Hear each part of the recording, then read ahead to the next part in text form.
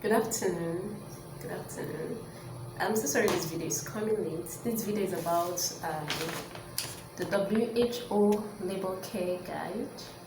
I did upload this document on my Facebook page some days back, and I was supposed to attend this video. I'm so sorry it's coming late. So before I start, I'd like to introduce myself. I'm Mrs. Isaac Essing, formerly Colonel Erasmus EP. I'm a registered nurse midwife with the Nursing and Midwifery Council of Nigeria. I'm also a public health nursing officer with the West African Health Examination Board. I'm an entrepreneur. I'm a blogger. I just love teaching, creating awareness, sharing knowledge with friends out there, and that is why I'm doing this.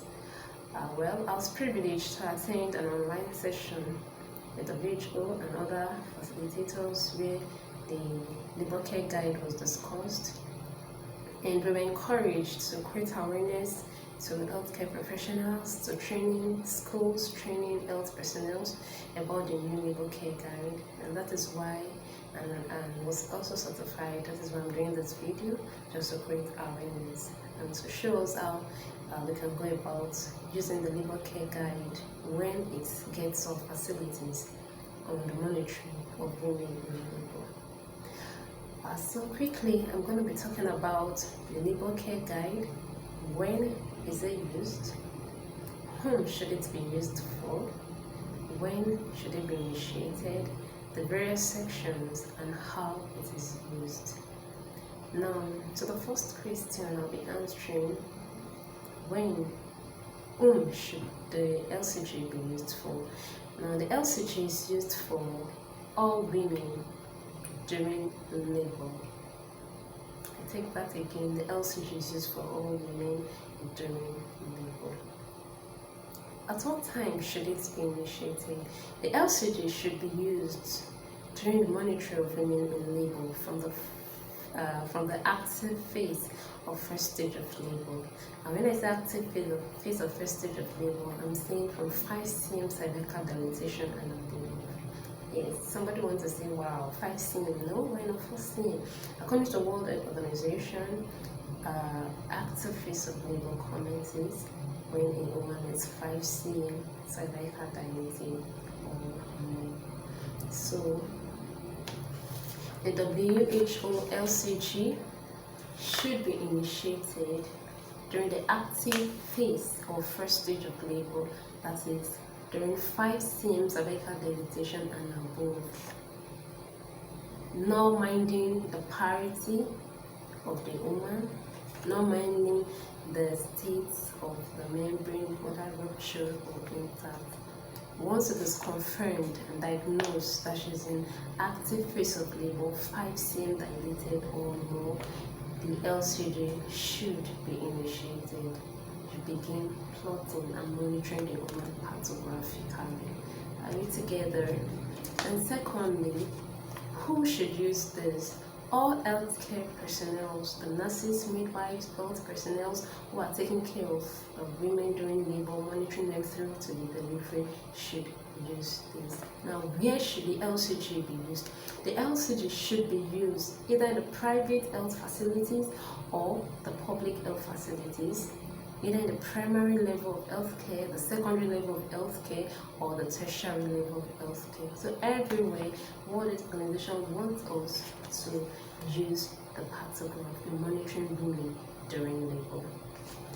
Now, we're going to look at the various sections in this new LCG. The new LCG has 7 sections. I'm going to mention them, after which I'll come one after the other. The 7 sections, we have the first section where we gather information about the woman's age, parity, risk factors, and the rest. We have the second section, which is the supportive care section. This is an addition. This section wasn't in the partograph we're using presently. So we have the supportive care. It's a new section where we'll partographically plot the need for a companion, the need for during labor, the need for pain relief, the need to take oral fluid during labor, positioning during labor, we document that there. The third section is the section for the baby, where information about the baby through the labor is documented. The fourth section is a section for the woman, where you look at the woman's well-being and the rest is documented. The fifth section look at the labor progress, the progress of the labor. The sixth section looks at the medication, fluid given during labor, and then the seventh section looks at the decision made during the process of monitoring labor. Are we together? Okay, so quickly we'll go to the first section of the partograph. Now, like we have in our partograph, the partograph are using presently in our hospitals and our facilities in Nigeria. You have this first section where we will say the biodata, you gather the woman's age, name, gravid, parity, and the rest of it. Now for this partograph, we have seen some things are added. Now we have the name, we have a section for onset of labor, we have another option here where we have onset of active phase of labor diagnosed. Okay, we have another section, rupture membrane, the time and the date. We have risk factor.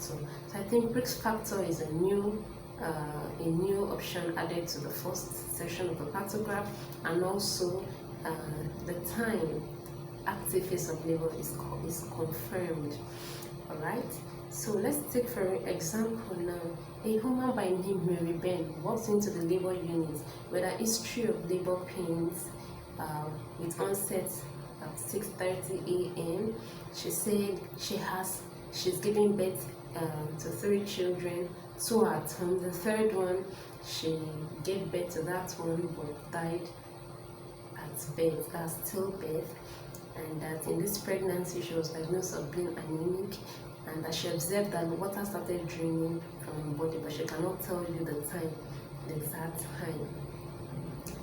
Now this is the story, this is the information you've gathered from this one. And like I earlier said, the LCG is initiated when active labor, active phase or first stage of labor is confirmed. That is, you've done your examination, your vaginal examination, and you've diagnosed that she's 5 cm cervical dilated or more. Then you open this. Now from the information we've gathered, you document her name, Mary Ben, beautiful. Onset of labor, she said labor started today at 6:30 a.m. You document 6:30 a.m. When is active phase of labor diagnosed? By your examination, let's say, okay, she came in at 8:30. Let's say she came in at 9:30 a.m. You did your vaginal examination at 9:15, or let's say 10 a.m. please. Let's say 10 a.m. That was the time you confirmed she was 5 cm dilated or 6 cm dilated and above. Okay, you document the time. We're working with 10 a.m. You document 10 a.m. Are we together? Then we move down. Rupture memory. She did say that she saw water draining out from her body, but she doesn't know the time. So you're going to document drainage. You document the date. What day? Is it today? The day she walked into the facility, or some days back? You document the date it was ruptured, and the time she said unknown. So you document unknown. Now let's take for instance, she tells you, I started draining yesterday, but there was no pain. The pain started today. What time did you start draining yesterday? Let's say 3 p.m. in the afternoon I started draining. You're going to document yesterday's date. You're going to document yesterday's time. Now she might start draining, I don't know if you are following, so you're going to document that date and that time. Now, okay, if she said, okay, no, she wasn't draining, and then on your vaginal examination, you observed she was 6 cm dilated and it was ruptured, then you document the time and the date it was ruptured. I don't know if somebody is following me. So whatever information, you document the date and the time. And if the client doesn't know the time she started draining, you document unknown. Alright, then we'll move on to the risk factor. From the risk factor, from the scenario I painted, she did say she had a stillbirth. Okay, she also did said she's anemic. Okay, so in the risk factor, you're going to document stillbirth, anemia, Now, assuming there are other risk factors, perhaps your client is preeclamptic, you document preeclampsia. Perhaps your client has heart disease, heart problem, you document. Perhaps your client is a known hypertension, not pregnancy induced hypertension. Now you document as due. So that is what is required of us in the first section of the partograph. Now before I move to the second section of the partograph, you're going to see in this side we have the time, we have the hours. Now this time here enables us to document hourly as the woman is monitored in labor. Like we've confirmed that this client gave Mary Bain. It was confirmed that active phase of labor commenced at 10:30 a.m. They're going to document at 10:30 a.m. Then the next hour 11:30, 12:30, 1:30, 2:30, like that. Why the hours tells you the duration of the labor. Now for this partograph, it has a duration of 12 hours. Okay, so it's expected that from 5 cm within 12 hours the woman should have been fully dilated and should have given birth to a baby. Okay, but in a case whereby your client is a primary para, and then after 12 hours that you plotted onto this point where you have 12 hours not in the first stage of labor and she hasn't given birth yet, you're going to open a new LCG and continue your monitoring, provided fetal heart rate is okay, provided maternal condition is okay, provided everything is okay. You open a new LCG and continue monitoring. I don't know if somebody is following me. Please, if you have any question, I will beg that you drop it. I will see to it at the end of this class. Now, after both, the third thing you're going to see here is alert. Now, this column, this is the column. Now, in the column of the alert, you've seen some information that are documented. I'm going to bring it closer to the camera. You see some information that are documented there. Sorry, it's not clear. Please, if you don't have a copy of this, you can check my page on Facebook, Queen Erasmus. You're going to see a copy of this. At the end of this program, I'm going to upload a color copy of this. Where you see now, the alert column has provided us with several informations. Now, these informations are used for reference points. They help us identify when there is danger, to start intervention, to commence intervention. Now let's take one of the information under the alert section. Now let's go to the baby section. If you have the partograph with you, go to the baby section. You're going to see baseline fetal heart rate. Under the alert, you see less than 110, greater than or equal to 160. Okay, that's an alert. It has provided us an information that should trigger a need for intervention. Now, this woman, you've done your fetal auscultation and you got a fetal heart rate less than 110. Let's say you got 90. You're going to document 90 against the time. Are we together? You're going to document 90 against the time, and then you circle it with your red pen. We're going to plot that as in the course of our session, of this session. Okay, so you're going to plot. It tells you it is less than 110, so there is need for intervention. Or you did your fetal heart rate and you listen to the fetal heart rate and it's 180. It tells you it's greater than 160. So the alert here, the alert column provides you with the information that calls for intervention to be taken. So anything falling into this, which are using as a reference point, anything you observe within this reference point should call for attention, should trigger us to call senior professional colleagues to come into the care of this client. So that's that for the alert. Now I'm going to still mention now that along the line as we plot the graph, so somebody may want to ask, so now if I plot and then what is it now against the time you've plotted 90, you're going to write then 19 and then you use your red pen to circle it. Now let's take for instance the fetal heart rate. This woman came in and the fetal heart rate that was observed, it was observed that it was 30 minutes, it was observed that it was 130. The next 30 minutes it was 90. We're going to write your 90 and then you circle with your red pen the 90. And then once that is done, you start your intervention. And I want to believe that I'm talking to midwives, I'm talking to obstetricians, I'm talking to all personnel who have been caring for you. Once that is done, you let the woman lie on the left lateral position.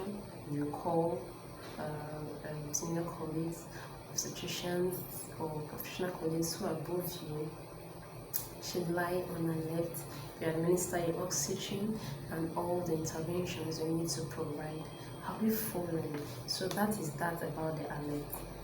If there's any question, please kindly remember to drop and we'll be able to answer your questions as we go. So that's that.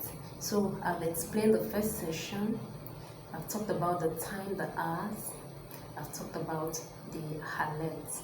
So now we're going to come to the supportive care. That's the second session. And the second session of the partograph talks about, takes us through the supportive care. Now, this is a new session added to the partograph. It gives us the privilege, the opportunity to document the need for companion during labor, the need for positioning, the woman assuming the best position during labor, the need for oral fluid during labor, and the need for pain relief. This varies in the formal partograph.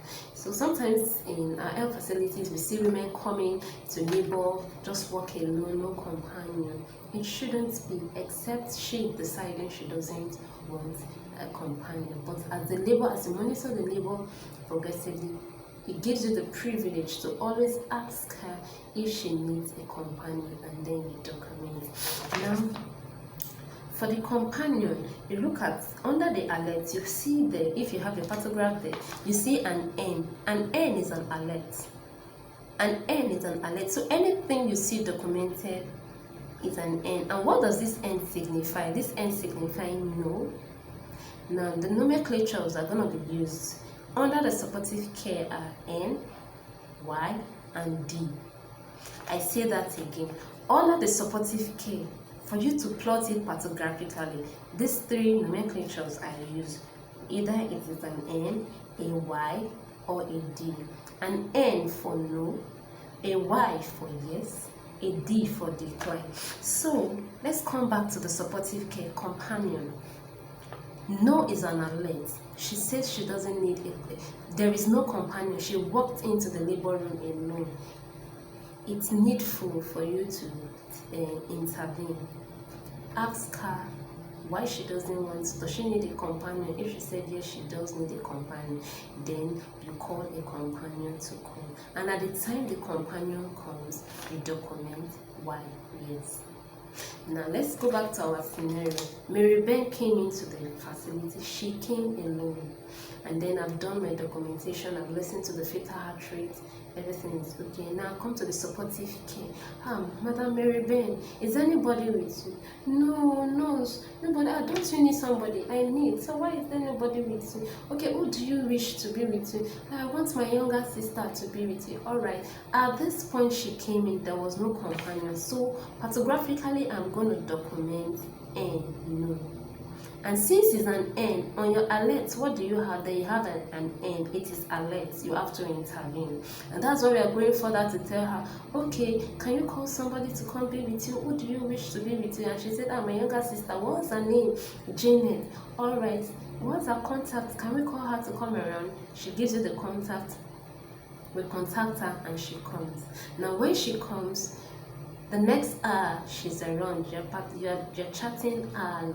That's time now you document your why yes, somebody is there. Now, on the other hand, if she say, no, nurse, I don't want anybody for now, you document client decline D. So for the supportive care, the nomenclature we are using is N, Y, and D. N is an alert, Y is okay, D is okay. Y is a yes, that is, there's a companion with your client. D is decline, the client doesn't want anybody and will respect that, so you document that. And please, let's note that, okay, my client has declined 1 hour after active phase of labor was confirmed. 3 hours later, you still keep monitoring, you still keep asking. At any time she is saying yes to you, she needs a companion, please get her a companion, and this time around you document why. I hope you're following. If you've got any question, please don't fail to write it down. I really appreciate it. So that's that for the supportive care. Now, after companion, you have another one, pain relief. You document pain relief. And like I said, in the supportive care, the 3 nomenclatures we are using is Y, N, and D. N, no pain relief. It calls for intervention. That's alert. N, it calls for intervention. Ask her, what can we do to relieve pain? And she said, okay, play music. Though down here in Nigeria, really, though some persons ask for epidural, and if a client asks for it, you provide. If a client says no, ask, why don't you need? I don't have the money for the epidural.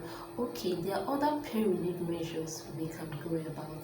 Okay, and diversional therapy, breathing pattern, massaging the back, and all that helps relieve the pain. Now, when you help provide this, you're going to document why yes against pain relief. If she declines, no nurse, I don't need anything, you're going to document D and continue monitoring.